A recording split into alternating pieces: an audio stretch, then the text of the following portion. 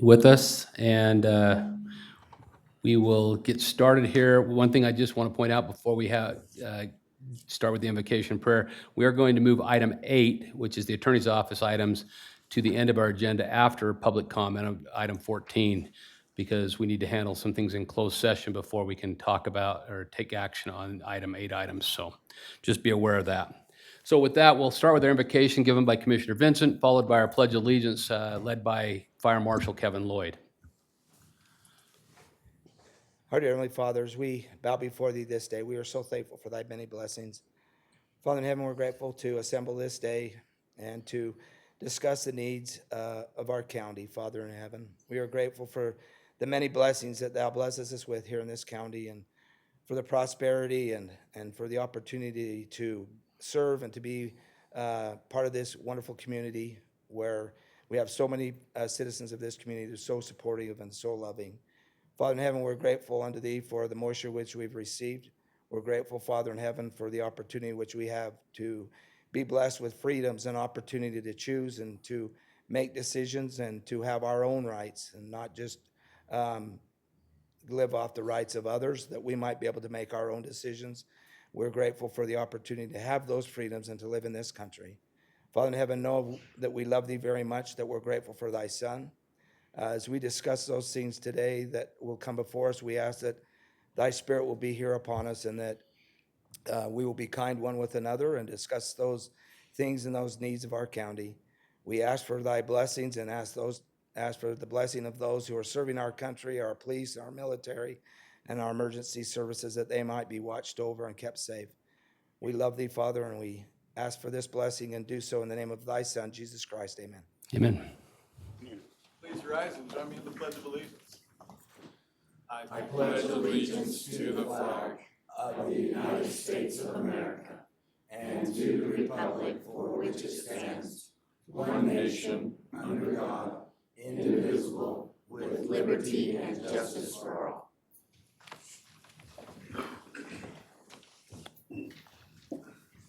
Okay, we have the approval of the minutes from October 22nd and November 5th meetings. I'll make a motion that we approve the minutes of October 22nd, 2025, and November 5th, 2025, as presented.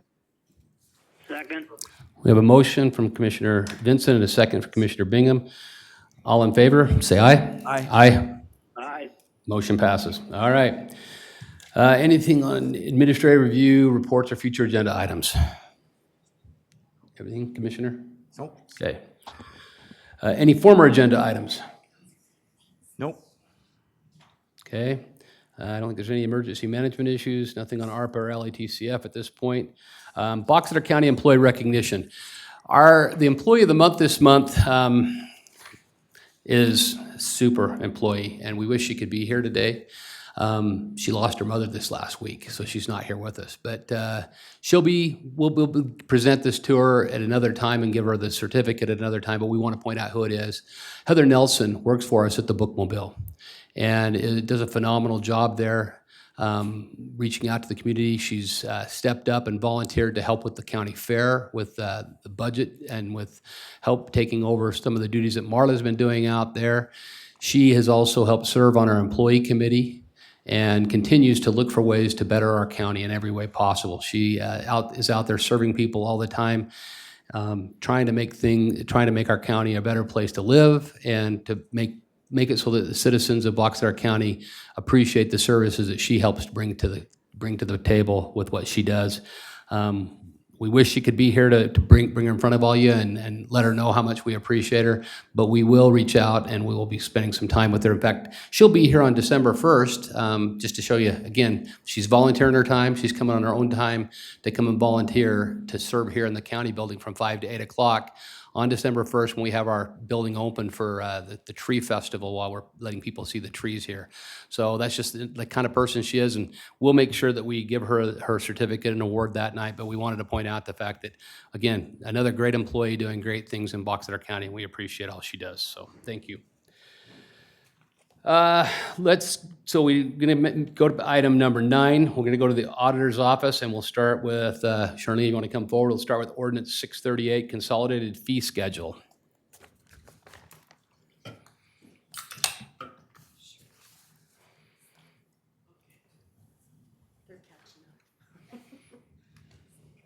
And I'll just remind everybody, since Commissioner Bingham is online, if you do come forward, make sure you pull that mic nice and close, talk loud so that Commissioner Bingham can hear you effectively, so.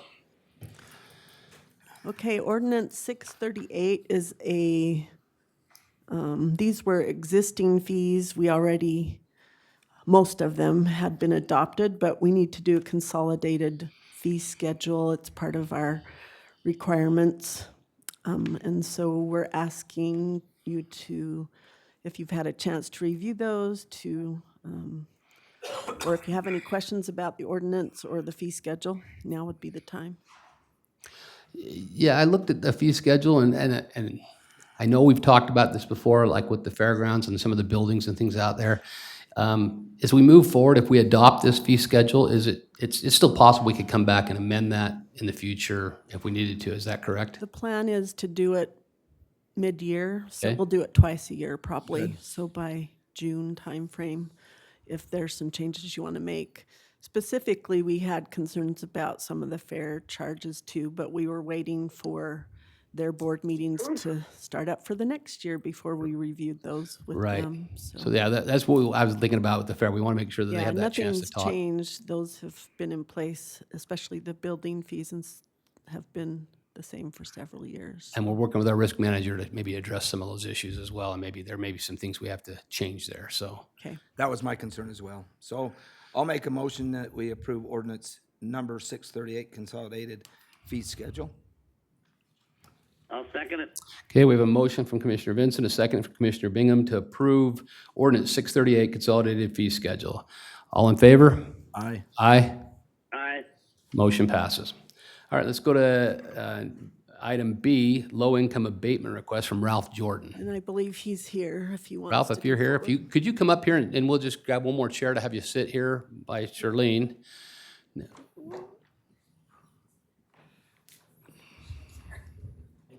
Hello, Ralph, how are you doing? So Ralph, if you'll just pull that mic over by you, so it's nice and close, and then just state your name, and then you can tell us what we're asking for in this low-income abatement. So still state your name first, Ralph Jordan, okay? okay? And tell us why you're requesting a low-income abatement request. Okay, I'm living off Social Security, we are, and every year we're saving up to do that. We haven't planned very well for that, but I can't keep up with it, and it's just getting more and more, and every year we're trying to figure out what to do to stay on top of it. We're just living off Social Security. Okay, and you filed the form. Can we get, Shirley maybe can tell us more about what's on that form? Yes, okay, so there's two of them on Social Security, which then puts them over by $388 from the limit. And their taxes are $2,173.90.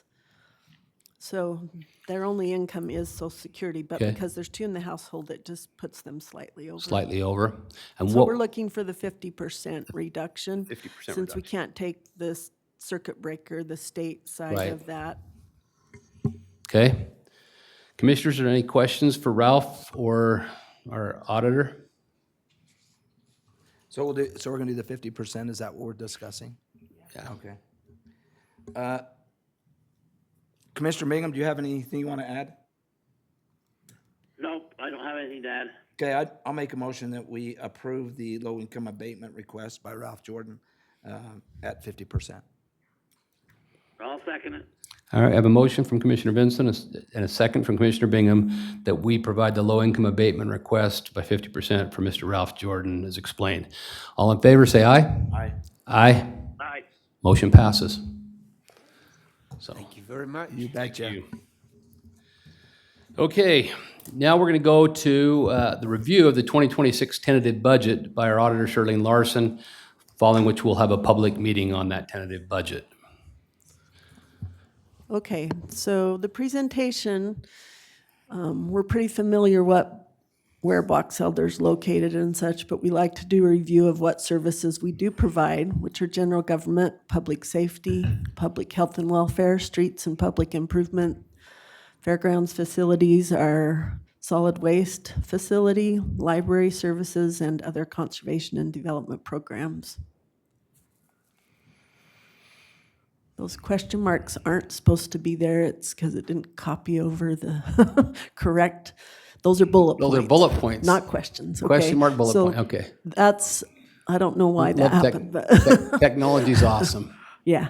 Those are the various funds we have with the county. The general fund, of course, covers all of our general offices. A lot of the elected officials that are present in this building are covered by the general fund. Our municipal service fund is for those services we do in unincorporated areas of the county that would normally fall under the jurisdiction of a city if they were incorporated. That includes some of our patrol and public safety duties as well, all of our fire and community development department. Then we have our landfill fund. These are probably pretty self-explanatory. All the landfill revenues and expenses are tracked there. The Justice Court Fund for our Justice Court. The Tourism Fund includes the fair and fairgrounds and also the tourism office within there. Just one question before you go. Okay. Justice Court Fund, and I know we're in the Justice Court, does that also incorporate funds that come back in from the district court that have to be paid back to the county with fines and fees and things like that? Do we know? I do not believe so. This is just Okay. the fines that. the Just Justice strictly what Court goes through our hears. Justice Court that we operate? Okay, good to know. And then we have our capital projects fund that we do that separately so we can track all of our larger projects, but it's not self-funding other than when we sell some of those capital assets. But we do a big transfer every year to cover the expenses of those capital projects that are approved. Then we have our county library, which is the bookmobile service. And then our redevelopment agency will cover in the other meeting. Right. This is, our biggest revenue source, of course, is taxes, and we did do an increase from last year. We ended up reducing it from our original request to a 12.54% increase. That gave us about 1.2 million more in revenue than we've had previously. That's not an exact, that's an estimate as we're collecting right now for this year. We also collect 2 million in assessing and collecting, but that gets forwarded on to the state now. We don't keep that at the county level. Municipal services tax is 1.14 million that we collect on an annual basis, and then the county library, I believe also, I didn't write that down, but about a 10% increase. Well, they only increased by $50,000, so Right. It was only about 5%. a 10%. 5% is what we ended up doing. Anyway, that's their revenue projected for this coming year. As far as some of the increase in expenses, the big one is always personnel. It is proposed a market adjustment of 2.4% and a possible merit increase based on valuations of 1.35. And then we did have health insurance rise again, 4.9% increase. And we did various market salary adjustments. And also are doing a 5% for the public safety officer adjustment. We added 3 positions, 2 patrol deputies and 1 civil attorney, and made a cleaner for the building going from part-time to full-time. I just point out that we've done a pretty good job with the health insurance because we started out looking at probably at 12%. So getting it down to where we got it to was actually a huge step. And that has a lot to do with our employee committee that deals with those benefits, talking through with the different groups to try and make sure they keep that cost as low as possible, so. Yeah, that's about half the increase we had last year, I think. Right. And also our employees being careful and being safe helps our premium as well. So we appreciate them. This is the elected official salary. I highlighted tentative because there's been some confusion. This isn't the final budget. This is proposed of a 3.4% increase.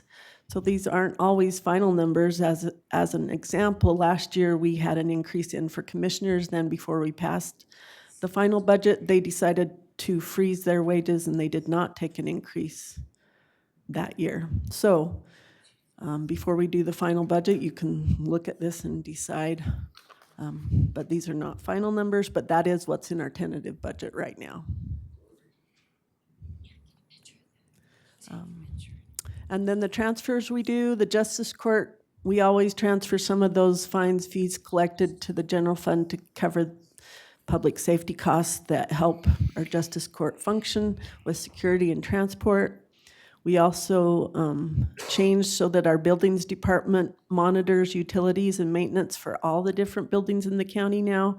And so in order to make sure the proper funds pay for those, we do a transfer at year end to match what those actual utilities and maintenance costs are. So that's also an estimate. And then, as I mentioned, we transfer from various funds to cover the capital projects that are planned for this year. So we're transferring from municipal services 1.9 million.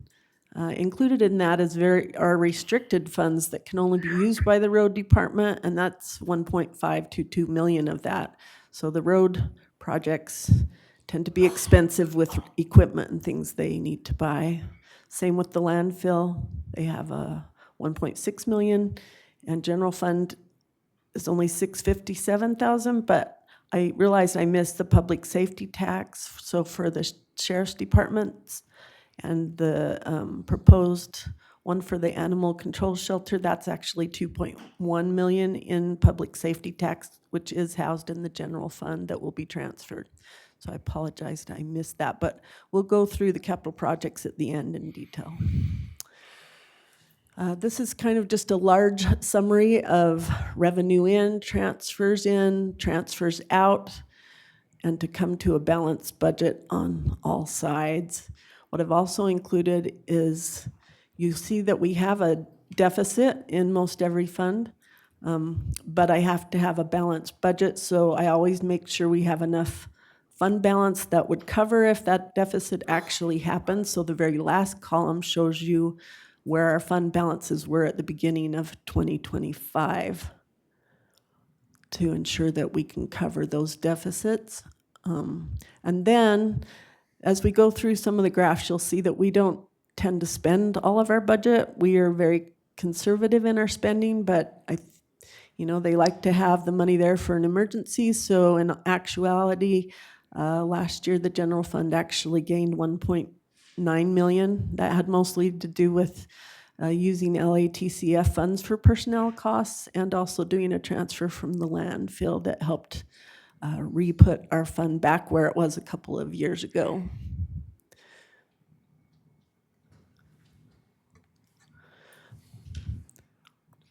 This shows you where most of our revenues come from. As you can see, property taxes are the biggest part. And then we have our sales taxes that we also collect. The payment in lieu of taxes is what we get from the federal government for all the federal property we own or that is within the county. And so that's a large portion as well. Our charge for services are the various fees that we just approved the fee schedule for. And this is all over for every fund and everything. I'm just trying to give you an overall view. And this is an overall view by department of where the expenses lie. It's pretty obvious that our public safety is a large portion of our budget, along with the capital projects we plan and roads. Our general non-departmental are those things like the money we put towards the health department to cover health services and more things that don't belong to a specific department, like the public defender fees as well. This just gives a view from a different way, showing where we were actual, what I estimate for 25, and what the tentative budget looks like in comparison to each other. For the majority of them, you'll see that the red line is lower than what we typically budget because we do spend below where our budget lies typically. You'll notice a difference in that with the LATCF funds and the ARPA funds as those are running out. So the budget's really tiny for the coming year for those in comparison to what we spent in 2024. And then because the sheriff is such a large portion of it, I broke it down by the various functions within the sheriff's department, and obviously the jail is the biggest expenditure in public safety by far. This is our municipal services. Once again, roads. Their actuals look a little higher because I've moved all of capital projects into the capital projects fund, and they used to be housed in the various departments, but I wanted a central location to view all capital projects. So their expenses haven't necessarily gone down, the budget's just moved. This is our tourism. The county fair's estimated to have spent a little more this year because of the big celebration we had, and then it will be dropping slightly to next year. This is by type, so rather than by department, you can see the type of expenditures we have, the big one being our personnel and benefits by far. Professional technical are those type of services like contracted services for public defenders and various other services. So they are a big part.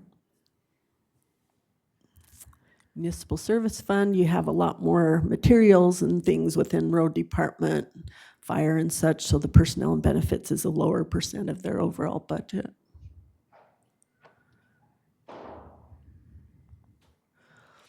Tourism, even smaller percent because it houses the fair, and the fair has a lot of expenses with contracted services for judge and the rodeo and the livestock, and all those things fall under that fair contract services percent.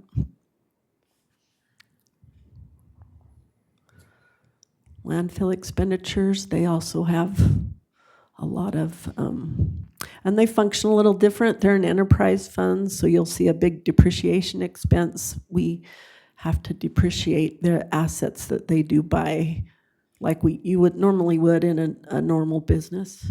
We treat them differently than a government operation that's not charging fees for service at quite as high of a rate in order to function.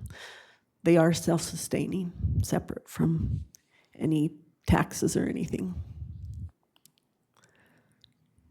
Justice court's not very complicated. They're pretty much their personnel and benefits, and then we do the big transfer for public safety, like I said. That's also basically personnel and benefits as well.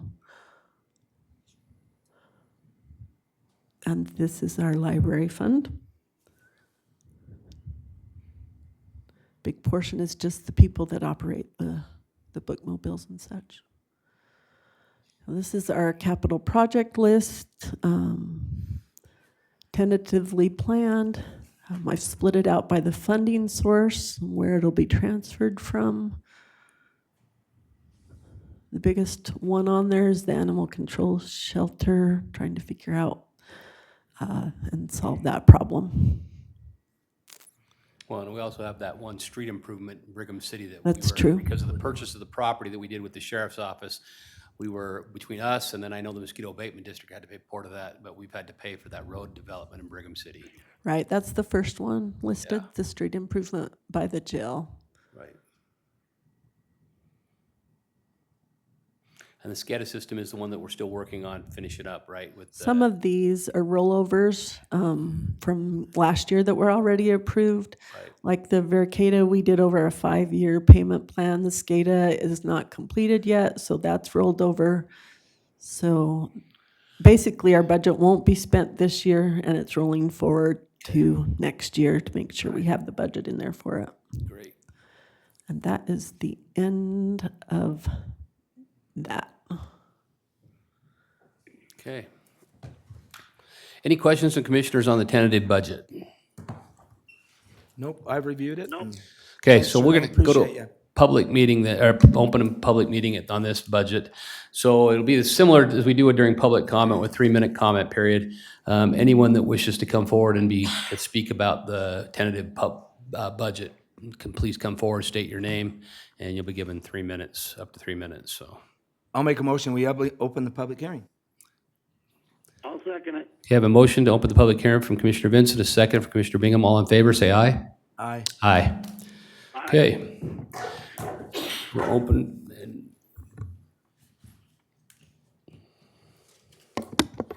Okay, Deanna Hardy Brigham. First concern is why are you holding this public hearing during the day when people are at work? This is very troubling. But then again, you don't listen to the people anyway. You just ignore us. We ask you not to raise our property taxes, and you do it anyway. And then you give yourselves large salaries, and you are almost up to that $66,000 that you said that you didn't receive earlier at the last public hearing. The Box Elder Community of Liberty does oppose your budget. We don't know what the actual total is for this year. For last year, it was $76 million. When I first started here in 2010, the budget was like $29 million, and that was when we had all that bond debt. But that's all been paid off. And now we're at $76 million. This is unsustainable for the people. As you can see, you have so many people coming in before you asking for a 50% reduction. We can't afford what you're doing. Your government is too big. Our government is supposed to be basically providing sheriff, jail, and courts so that everybody profits from a safe environment. You guys are doing way too many things. You have way too many socialist programs, way too many government programs that we do not need. And so we're asking you to go back and start cutting because the people cannot afford it. As you can see, we are strapped. Every time you raise your budget, you take more from us, and then we have less to live on. And the citizens of this community cannot handle that. So we ask you, go back to the groundwork and start slashing, because what you're doing is way more than what you should be doing. And then again, your wages are way over what the average salary of a Box Elder County citizen makes, $55,000, and you guys are double that, some are even triple. Thank you. thank you. Anyone else who'd like to speak during the public comment? I make a motion, we close the public hearing. I'll second it. Okay, I have a motion from Commissioner Vincent, a second from Commissioner Bingham to close the public hearing. All in favor, say aye. Aye. Aye. Aye. Motion passes. All right. Now we can go to Resolution 2522 to choose to adopt the tentative budget. Yeah, I just wanted to mention that this is available to review online, the detailed tentative budget line by line. Sometimes it's more helpful to see percentages and such, so that's how I present it. But as far as the resolution, we do have a detailed budget attached with that. And so if you would like to review that, it's available on the website. And when would we, okay, this is the tentative budget, when will we approve the actual budget? Would that be the second December meeting or the first December meeting? We can do either. It depends on how many changes you want to make to the tentative budget. Okay. As quickly as, we can get it ready to go. But Okay, good to know. Any questions from the commissioners? Nope. I will just tell you that I will be asking to change, again, I didn't get into this job to get pay raises. We asked all the employee groups to cut some of their budget this year. And as commissioners, we've talked about it, and we're looking at maybe not taking a pay increase again this year. And we just want to point out the fact that what you saw on the screen today was a proposed budget for what we would make if we were to pass the budget as it stands. So we're not making the $65,000 you saw come up. We're actually making less than that. And so that's going to be something I'll be working with for the actual budget going forward, is to ask that we freeze that. However, I do want our HR and the auditor's office to indicate where the commission's salary should be if they were to get the same pay increase that other employees got. So I want to be able to show the public that, yeah, the commission's choosing to do this as their cut. This is something they're doing in the commission office, choosing not to go that route if we vote that direction. But we also want people to know that this is where the salary should be. And I'll point out that the list of elected official salaries, we heard some people talk about the fact that it should be the minimum of what everybody makes in the county. The problem is you can't hire attorneys to be county attorneys and judges and pay them $55,000 a year. You wouldn't have anybody do it. Same thing goes with law enforcement. We've gone through that in our country and in our county, and we found that you can't hire law enforcement officers and pay them the minimum amount. They won't do the job for that. We need to pay them appropriately, along with all the other officials, most of which have to have specialty training to do the jobs that they're doing. And that's why we're paying where we are, is because if we don't, we won't have any employees, the government will shut down. There won't be any ability to serve the citizens of the county. And so I just wanted to point that out as we go forward with the tentative budget and the budget. I just that- want to bring up one more thing Yes. too. There's now a requirement for me to list the increase for all executive employees, so I'll be doing that in December after you decide your final, and so it will show the percent increase of every department head, every elected official, anyone that directs an office. So that'll also be taking place in December once you finalize this up. That is helpful, so. I'd like to thank Commissioner Perry for that explanation. I think that's great. And it's very much unanimous amongst the commission that we will freeze our pay for this year. And we'll stay where we're at. We did not take an increase last year, regardless of what people say. We can actually show that. As we've discussed this, one of the things that we've gone through the budget is, and I really appreciate staff, our directors and our departments we challenged them to cut 4%. And I'll tell you that they worked really hard to do that. At the end of the day, for our county to be successful and our county to move forward, we have professionals that work for us. It's the way it is. And it's that way throughout our country. We have people who are very educated, and they come with a lot of knowledge and a lot of experience, and that's what helps our county be successful. At the end of the day, if you want a skeleton crew, that's fine, and that's what will happen to your county, and all the services that are provided, we'll lose those. So it's hard. And when we do these budgets, it's a struggle. As a mayor, I went through the same issue. But we review everything. This isn't just something we pulled out of our pocket. Shirlene's spent hours and hours and hours going through this. She's had conversations with us and the departments as we've asked her to cut. And every time we ask her, we hear, okay, well, let me see what I can do.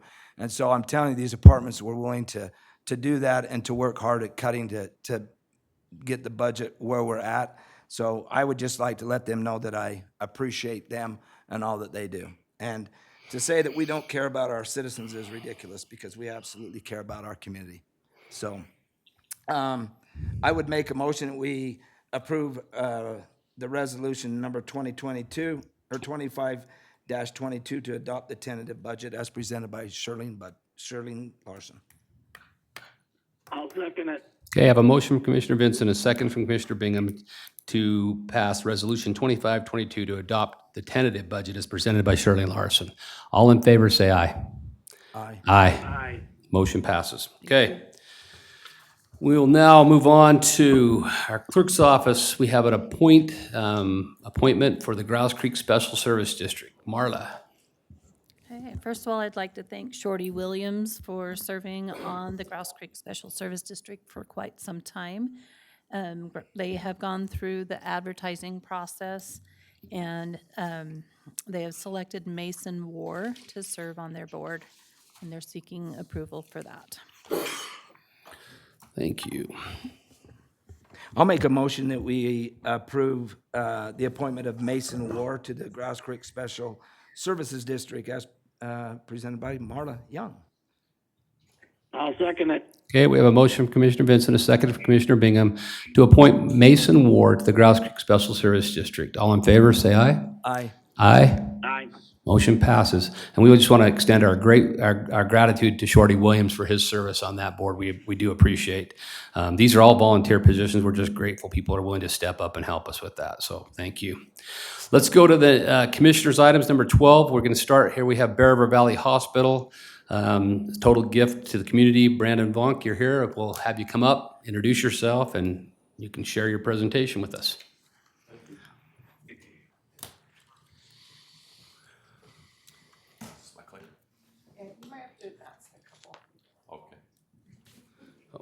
Tyler's got to keep up here. I'm slowing down.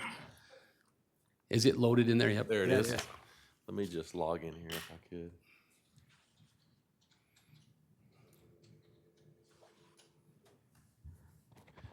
Just like every year, I just want to point out that the overzealous people that I work for, they had put together 36 slides for you guys. And I've reduced that I looked down- at all 36, so. Yeah, I reduced that down to 12 so that I don't really want to see the faces behind me. By the time I would have got to a 36 slide, it's death by PowerPoint. I am grateful for the opportunity to be here before you today. This is something mandatory that we have to do as a nonprofit organization. And so I've reduced this down because I only want to talk about the things that are, in my opinion, most important. I've been over at Bear River Valley Hospital now for going on 8 years. There's been a lot of administrators there, and they feel like they finally hired someone that's part of the community and part of our county. So it's been a great position for me, and I'm grateful for the people that I get to serve in my community. Just quickly, the mission of Intermountain Healthcare is to help people live the healthiest lives possible, and we try very hard to live by that mission statement. As you know, we are a nonprofit You wanna organization. I'm click- not advancing. We'll probably have to click it ahead to make it work, you go. so. We are a nonprofit organization, and we do attempt in every situation to offer the lowest appropriate cost, regardless of the patient's ability to pay. Some of the things that we do at Bear River Valley that are specific in helping our community is we monitor the cost per case. What's the average cost that every patient might pay when they come into Bear River Valley Hospital? And I can assure you that we are almost always the lowest in the state of Utah within our system. I don't have data to compare ourselves to other. I'm not sure what's doing that. I was probably moving you ahead. Oh, okay. But Bear River Valley Hospital, we do our very best to keep those costs low. And some of the things we do, for example, when I first started 8 years ago, I was the hospital president, and I've been the hospital president for the last 7 years really. But there came a time when our chief nursing officer, she got a new job in Layton, and I offered to take over that chief nursing officer position. So I'm not only the hospital president, but I'm the chief nursing officer. And every one of our managers have 2 to 3 leadership jobs. We combine those jobs so that we can keep those costs lower. The other thing we do is we have what's called shared services. So we greatly benefit by being associated with a larger system. We don't have anybody on site for HR.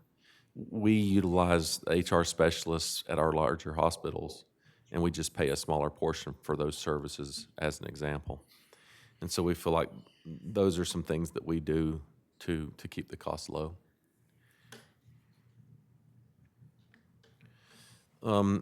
Here's just a quick slide to show the differences between for-profit and nonprofit. And I'm sure you're well aware of this, but I just want to highlight a couple things. You know, the for-profit systems, they strive to show a return in wealth to their shareholders. We obviously do not have shareholders, and we prioritize profitability of operations to reinvest in the community. Just to give you a specific example, right now we have several capital projects that are occurring at Bear River Valley Hospital. We're in the middle of one major project where we are expanding so that we can serve the community by offering IV therapy. We hope to be able to offer chemotherapy in that service in the near future. And we also have wound care, and we're building 2 additional GI suites for those endoscopy procedures. The other thing that we're doing is Logan Regional Hospital, they have what's called Da Vinci robots. This is what our general surgeons coming out of schools today, that's what they're trained on. And it's for the future of our hospital, we need to have this type of equipment. And because they're upgrading, we're going to be able to assume one of their Da Vinci robots, which will allow us to recruit, a surgeon with that state-of-the-art training. One other thing I want to point out is in the past, we'd been utilizing our family practice doctors to also cover our emergency room. That's not the best approach. because those individuals are not trained for emergency medicine. We've now contracted with a company called UEP, Utah Emergency Physicians, and every one of these physicians are ED board certified. And all of these doctors, they work at the big hospitals like McKay and Logan and the medical center in Murray. So they're seeing the worst case scenario patients, and we're bringing those same doctors in our facility so that our community gets the best care possible. So we try very hard to utilize the dollars appropriately, and we're committed to that type of approach.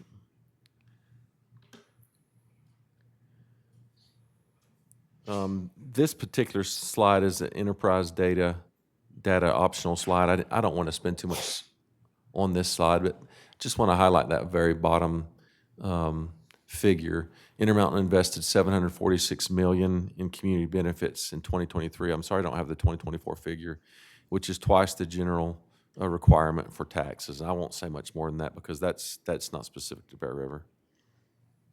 Go to the next one. Just quickly here, these are the things that we focus on with our community. We want to improve mental well-being, improve chronic diseases and health outcomes, address and invest in social drivers of health and access to health. I can tell you that the mental well-being is very near to my heart.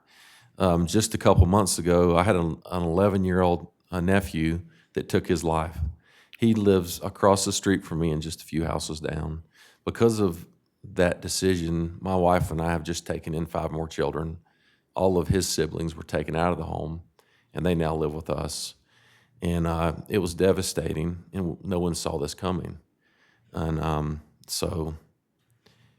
and just last week, another young man took his life. And so we're seeing that this is happening more often than it needs to be, and we're grateful that this is a focus that Intermountain has, that they're focused on. And we continue to fail, honestly. Not just Intermountain, but as a state, we continue to fail here. We're not sure what the answers are, and I'm sure people behind me have experienced many of these things themselves. So, almost done here, so we can get to other business. But as a hospital, these are some statistics. We have 157 caregivers, 16 licensed beds. Just a reminder, we were the first level 4 trauma center in the state of Utah. Have dozens of medical and surgical specialties, and we have 500 plus active medical providers. That's not just in our hospital, but that's obviously in the clinic as well.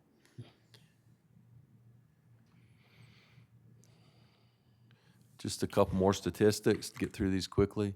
We deliver about 110 babies each year. We're looking at transitioning away from also our family practice OB model to actually hire an obstetrician, and then to also start to perform those gyne-type surgeries for our female patients. We almost had 800 surgeries performed last year, and you can see the number of emergency visits. And that number continues to go up year over year. Just a total gift to the community. I wanted to point this out because we want the community to understand how we count our total gift to the community and how we verify that. So there's lots of aspects here. It's based on value-adjusted charity, medical discounts, charitable contributions, community education, donation of time, and community health improvements. And we far exceed the regulations by the IRS and meeting the Utah requirements for property tax exemption. We have a lot of folks out there that don't like us, and I think they sometimes make a good case because health care is very expensive, and it's a burden to our community. But we do try very hard to not only meet, but to exceed the laws that are placed before us. Again, almost done here. This is specific to Bear River Valley Hospital. In 2024, our estimated property tax was just over $300,000, but our charity care was near $1.25 million, and so we've exceeded there as well. I think I did not advance that. There we go. There we go. Yeah, that was the previous slide there. And now I'm almost done. This is pretty much the last slide. The 2024 gift to our community, there were over 2,000 charity cases. And you can see the other numbers there that add up with the things that we've offered. Just one other thing I want to point out, that families with incomes at or below 150% of the federal poverty level, there's only a charge for a $50 copay for all services. And we often waive that $50 amount. It's rare that we actually even take that in. And so I'll leave it at that. All the other slides that I pulled out, I believe we printed those for you. Yes, we. And if you'd like to look at those, that's great. And if you have any questions for me, I welcome those questions. So I'll open it up to you to see if you have any comments or questions for me. Commissioners, we have any questions for Mr. Vonk? I don't have any questions. What I would like to say, though, is just appreciate all you guys do. Thank you. So much. I have no questions. No questions. Okay. Thanks No for your question. time. Thank you for the presentation. Appreciate it, Brandon. All right, we're going to go to item number B under Commissioners, indigent burial request from Gillies Funeral Home for Gail Posey.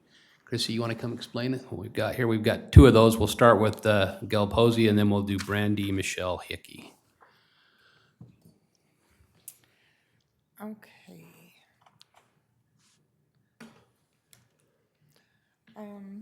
Whoops.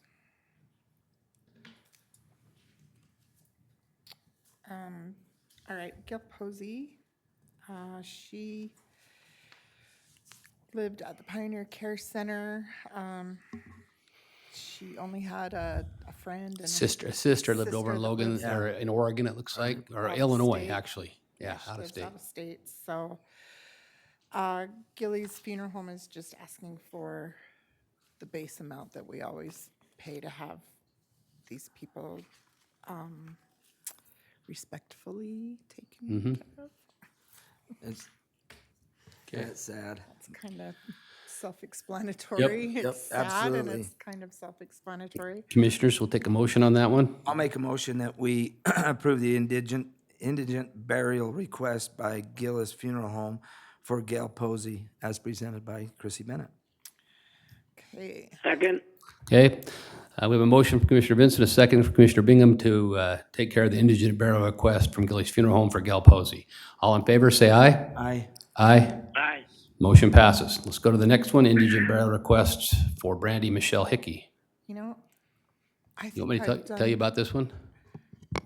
I know that this one is. this one. You can talk about this So one. if you want. just so everybody's aware, this one is actually the body that was found here in Box Elder County that was taken to Gillies Funeral Home again, and there's the only family or connection that they know of is from Leeds, Utah.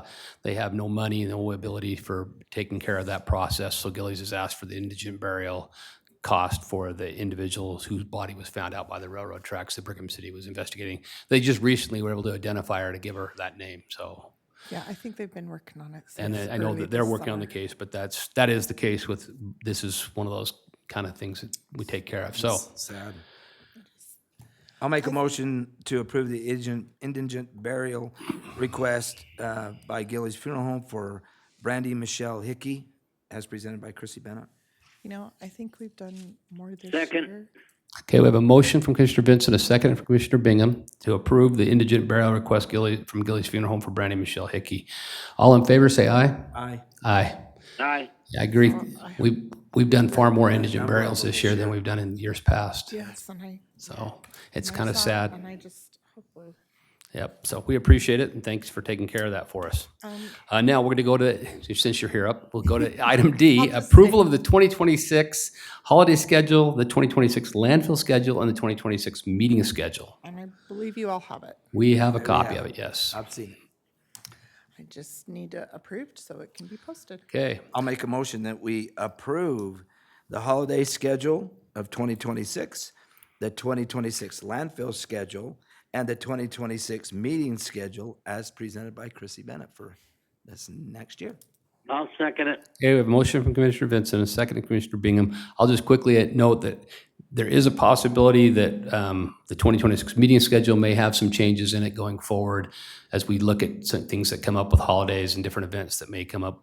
There may be some slight changes in commission meetings and a few things like that. But for the most part, this is where our schedule is planning on going before we go to the vote. So with that, all in favor, say aye. Aye. Aye. Aye. Motion passes, so. All right, now we're going to go to item number 13. Do we have Timothy Price here? Okay, come on up, Timothy. This is forgiveness of penalties and interest on property taxes for parcel 0055. Mr. Price, if you'll introduce yourself, speak into the mic so Commissioner Bingham can hear you, and then tell us what you're asking for. Sure. I'm Timothy Price of Perry, Utah. My wife Allie and I own property in Willard. We are here today to ask you to forgive penalty and interest stemming from delinquent property tax penalties, a sum of $161.16. So we purchased this property in May of 2024. This was our first time purchasing any property, so we were new to the whole system. When we closed on the purchase, we noted a credit from the seller for the prorated taxes from January of 24 to when we closed, and we asked when the remainder of the property taxes would be due. We either misunderstood or were told incorrectly, but at the time we understood that property taxes for the calendar year 2024 would be assessed and due in November of 2025. We now know this understanding was incorrect. Fast forward to this past summer 2025, the landlords for our current property, or our current apartment in Perry, reached out to us as tenants to let us know that the school district's about the school district's proposed property tax increases. They also sent us a copy of the tax notice for the property that we live in now. When we got that tax notice, we wondered why we hadn't received our tax notice for our Willard property. We reached out to the county's recorder's office to ask if they had sent us a notice. We didn't realize maybe it was coming from a different office within the county, but we just knew that we had dealt with the recorder's office when we purchased the property. They told us that our notice had been mailed to our lot in Willard, but we don't have a house there or a mailbox, so the post office hadn't set anything up. And so we didn't get it. We asked them to send it was returned back to the county, and they sent it to us in a handwritten envelope. But we were not informed at the time that we were delinquent on our 2024 taxes at the time. And so up until then, we still had the misunderstanding that our 2024 taxes would not be due until this fall. So on Monday, November 3rd of this year, we received our property tax notice as expected, but upon opening the envelope, we saw line items for 2025 taxes, as well as the 2024 taxes and the 2024 penalties and interest. This was quite a shock because our tax burden was effectively double what we were expecting for this year. We were only expecting to owe taxes for 2024, and now we owed for 2025, 2024, and the delinquency charges. So the next day, we called various county departments as well as the post office in Willard to explain the situation, ask questions, and get clarification. We also wanted a copy of our 2024 tax notice. They told us, the post office told us they did not have any tax notice mail for our lot's address. An employee at the recorder's office directed us to the treasurer's office, and the employee at the treasurer's office told us that our mistake was a common one. But that we would have to speak with you, the commissioners, to get forgiveness on the delinquency fees. The treasurer's office was able to find our 2024 tax notice in an undelivered bin. Sure enough, the notice had our lot's address, not our current apartment's address, and it had been returned to the treasurer's office in March of 2025 after the Treasury had made a note on after the Treasury, the appointed time for when the Treasury makes notes on accounts that they're delinquent. So we would never have received our tax notice if we had not reached out to the Treasurer's office ourselves. So that afternoon on November 4th, we did drop off a check for the full amount owed, $16.57 for 2025 taxes, $14.30 for the 2024 taxes, and then the $161.16 for the penalties and interest, and it's that last number, $161.16, that we are asking forgiveness on. We hope that you will recognize our prompt attention to our tax notice once we did receive it. It reflects our willingness to be good citizens and stay current on our tax obligations, and we hope that you will forgive the delinquency charges in recognition of our mistake as first-time property owners. Thank you. I know our treasurer's here, so I just asked Sean, if you just come forward and just tell us what information you have from the treasurer's office for us real quick before we take any action or do anything on this. If you want to just let Sean sit right beside you and pull the mic over, you got that other seat, that'd be great.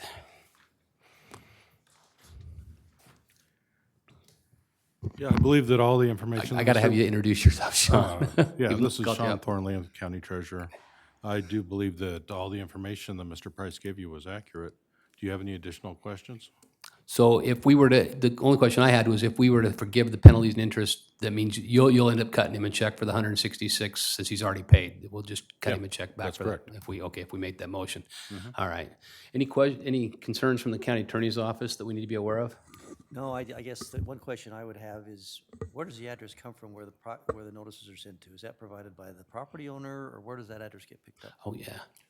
Those are generally on, when title work is done, there is a place at the top where it says basically where should text notices be sent? And those are frequently filled out wrong by whoever does the title work. So lesson learned is when somebody gets a title, they probably ought to make sure they get the right address so they get the mail to them so they don't have this which is a learning lesson. Okay, that's helpful to know. Any questions from Commissioner Bingham or Commissioner Vincent? Nope. I'd make a motion that we forgive the 161.16 on the penalties and interest on the property taxes for parcel 02-092-0055 as requested by Timothy Price. I'll second it. Okay, I have a motion from Commissioner Vincent, a second from Commissioner Bingham to approve the forgiveness of penalties and interest on property tax for parcel 02-092-0055 for Mr. Timothy Price. All in favor, say aye. Aye. Aye. Aye. Motion passes. Thanks for at least digging in and finding out before it got 5 years down the road and somebody's going to take, now you're at a tax sale. So we do appreciate you getting on that sooner. So, Thank you, I We appreciate it. appreciate your explanation. That was very very helpful. good. That helps us a lot. Of course. Yes. So Thank you so much. And you have the address corrected where you'll get the mail from now on and you've got all that good, right? Well, yes, when we talked to the recorder's office about the school district Right. tax notice increase, we had them update, and that's when they sent us the handwritten envelope to our current address in Perry. with that Perfect. information. Fantastic. deal. Thank you. Thank you. Okay, we're going to go to public comment. Again, those wishing to make public comment shall sign the comment roll. We have one individual who's done that. They'll be responsible for following the rules outlined in the County Commission Rules and Procedures. They'll be allowed 1 3-minute opportunity to speak regardless of the number of items they wish to address. And the speakers need to address their comments to the County Commission only. This is a time to be heard. There will be no back and forth dialogue with the commissioners. And then speakers may file a copy of their remarks or supporting information with the county clerk's office. And the county clerk will make that information available to the commissioners. So the only one we've had sign up is Deanna Hardy. If she'd like to come forward, we'll get going here.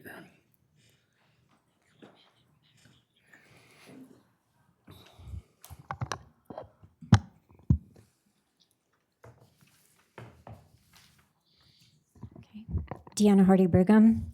The Box Elder Committee of Liberty received the changes in expenses and revenue for 2025 at the Box Elder County Commission meeting. In this report, it did show that the Box Elder County Commissioners did receive a $3,000 increase. Our committee reported on this increase on October 8th, without one commissioner stating that the information was incorrect.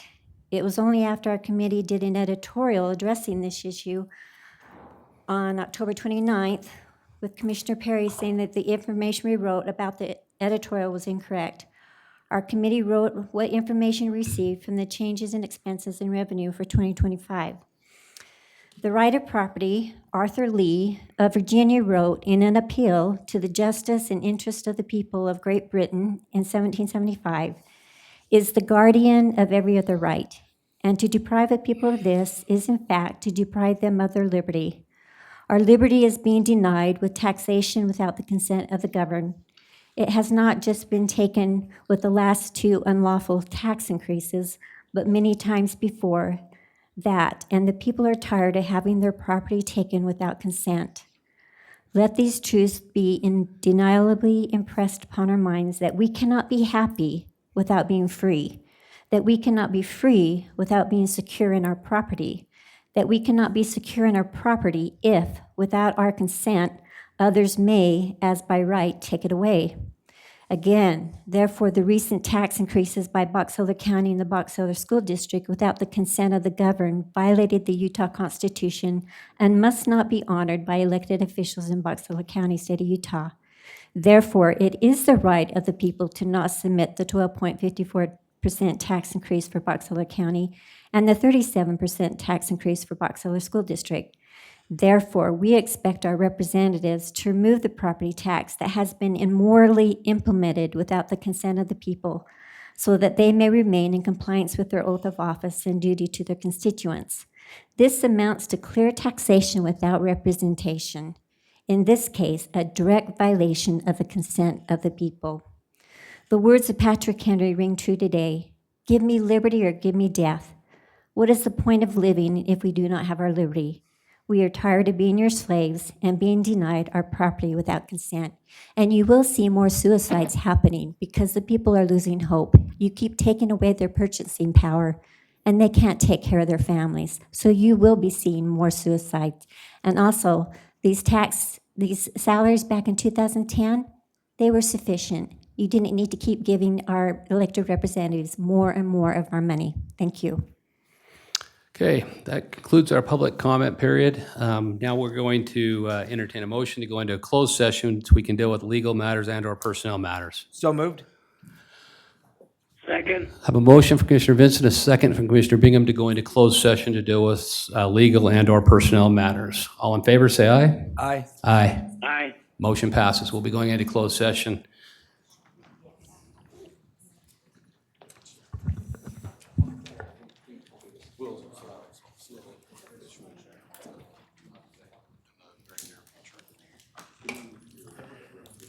Take care, Dennis.